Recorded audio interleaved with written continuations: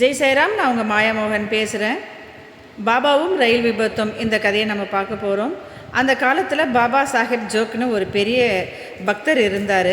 அவர் பம்பாயிலிருந்து ஷிரடிக்கு ரயிலில் வந்துக்கிட்டு இருக்கும்போது வழியில் ரயில் திடீர்னு நின்று போயிடுச்சு. என்ஜின் டிரைவர் கீழே இறங்கி பார்த்தா ரயில் தண்டவாளம் உடைஞ்சிருந்தது.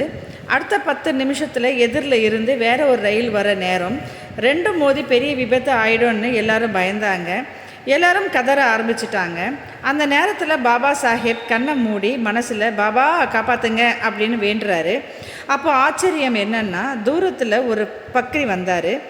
கையில் குச்சியும் தலையில் துணி. அவர் சிக்னல் மேன் கிட்டே போய் ஏதோ ஒன்று சொல்கிறாரு. உடனே சிக்னல் மேன் வந்து ரெட்டு லைட்டு போடுறாரு. எதிரில் வந்த ரயிலும் நின்று போயிடுச்சு. பெரிய விபத்து தப்பிச்சுது. ரயில் மறுபடியும் ஓட ஆரம்பித்ததுக்கப்புறம் பாபா சாஹேப் ஷிரடி வந்து பாபாவை பார்த்தாரு. பாபாவை பார்த்ததும் அவருக்கு அதிர்ச்சி. ஏன்னா ரயிலில் வந்த அந்த ஃபக்கீர் வேறு யாரும் இல்லை, சாய்பாபாவே தான். பாபா சிரிச்சுக்கிட்டே சொல்கிறாங்க, நீ என்னை கூப்பிட்ட, நான் வராமல் இருப்பேனா? நான் எப்பவும் உன்னுடைய கூடவே இருப்பேன் அப்படின்னு பாபா சொல்கிறாங்க. இதிலிருந்து நம்ம தெரிஞ்சுக்க வேண்டிய ஒரு விஷயம் என்னென்னா, பாபாவை மனசில் நினைச்சாலே போதும், அவர் ஆபத்தில் இருக்க நம்மளை காப்பாற்றுவார். தூரம் அவருக்கு தடை இல்லை.